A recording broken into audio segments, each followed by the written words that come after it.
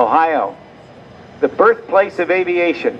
Here comes Bill Leff. Let's watch him as he takes off and listen again to the sound of that 600 horsepower radial engine, the Pratt & Whitney R1340.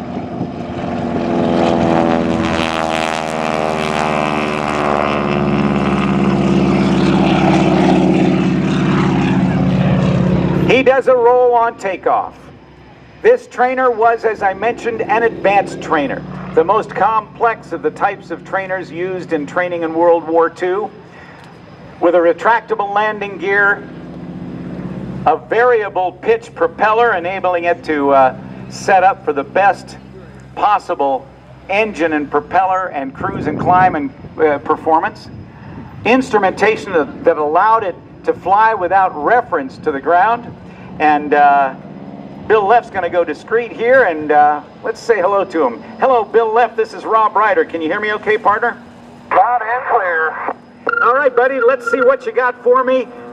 Give us a little demonstration on what this airplane can do. Roger that. Doing a nice little barrel roll here. We use this as an energy gaining maneuver. We'll climb up. And do a little slow roll for you. Sounds good. Now, Bill did that barrel roll, got the airplane up in the air, maintained about 1 G all the way around. So if there was a glass of iced tea sitting on the dashboard, he gets upside down, it would not fall out. He maintains positive G all the way around the barrel roll. Very challenging maneuver, as is this, the super slow roll.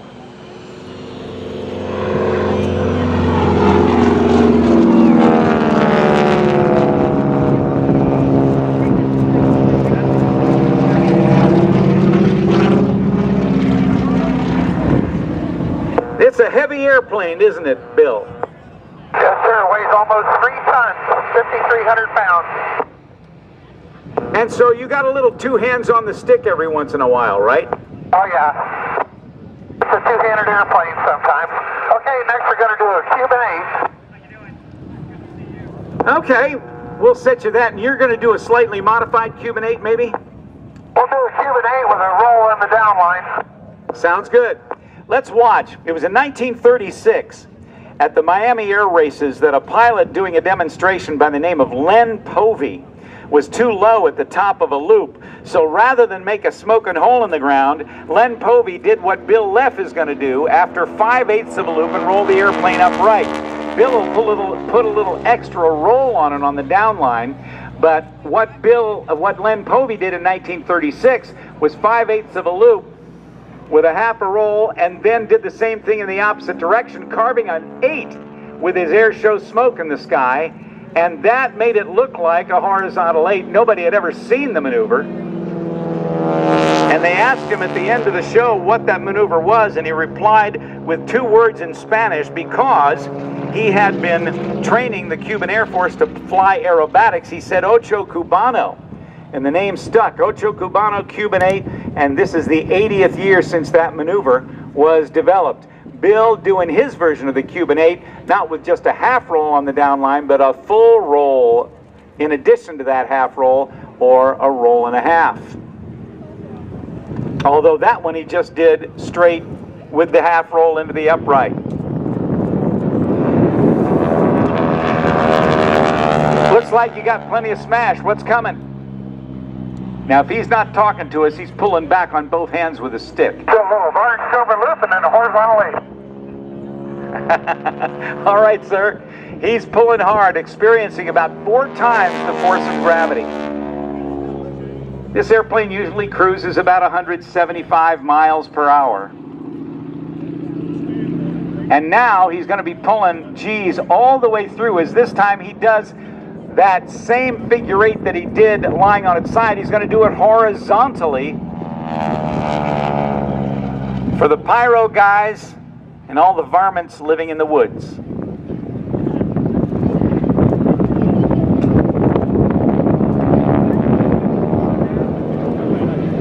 Right dead center. Ah, nice job, sir.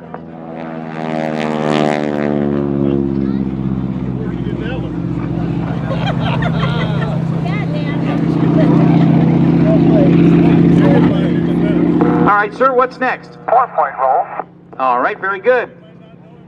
Now, he's going to do a 4-point hesitation roll. He'll approach from the left, he'll pull the nose up a little bit, and he'll push that stick over to the left and stop it with the wings vertical. Not parallel to the ground, but vertical in a 90-degree stop.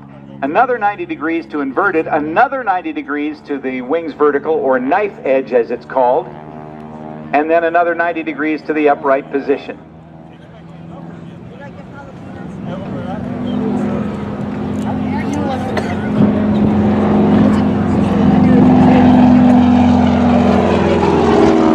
Knife edge stop, 90 to inverted stop, 90 to knife edge stop, and complete it with the last 90 degrees. Let's put your hands together for Bill Leff. Now we're going to come by and do another slow roll, and then come by and do a couple photo passes. Oh, we'll be ready for that.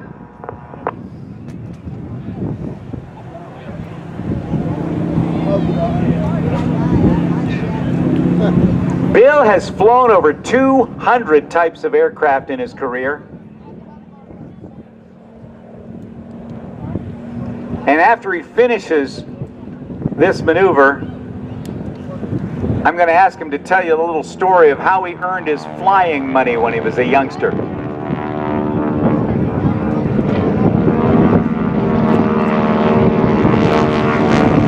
Hey, Bill, I was just mentioning to the audience that you have an interesting story of how you helped earn your money to take flying lessons when you were a kid. Yes, sir. I delivered newspapers for the Dayton Daily News, and the Wright Brothers' home was one of my stops, so I delivered newspapers.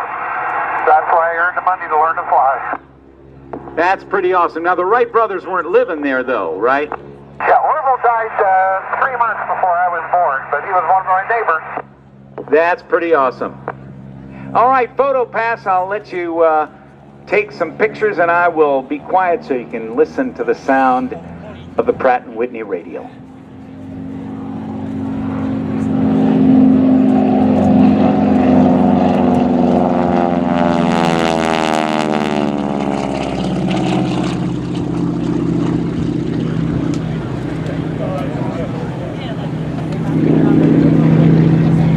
Bill, am I correct in saying that you usually cruise about 175 miles an hour? Is that correct? Roger, about 180. 180, okay, pretty close. 155 knots. Oh, good. Well, if I buy the airplane I think I want to buy, we can fly together. Outstanding. Here comes one from the other side. All right.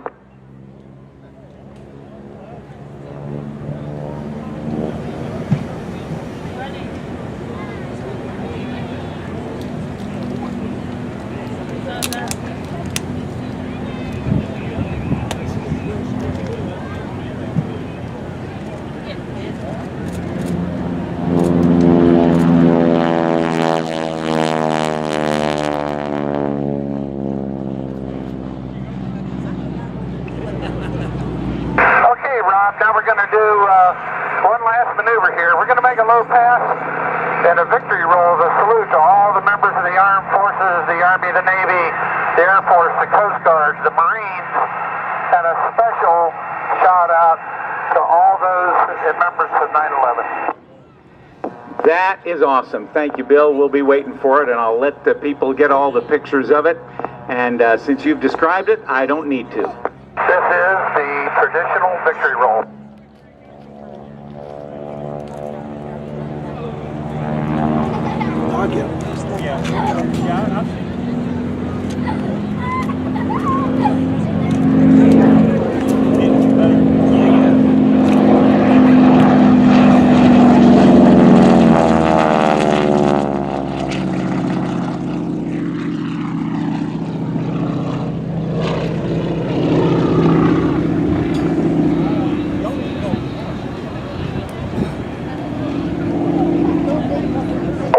Everybody for having me here at Oceana, and I'm going back to the airbox. See you, Rob.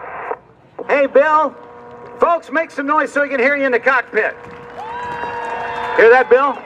All right. Go Navy. You bet. He's coming back to the boss. I'll turn the radio down, and Bill Leff will be bringing it into land. So amazing.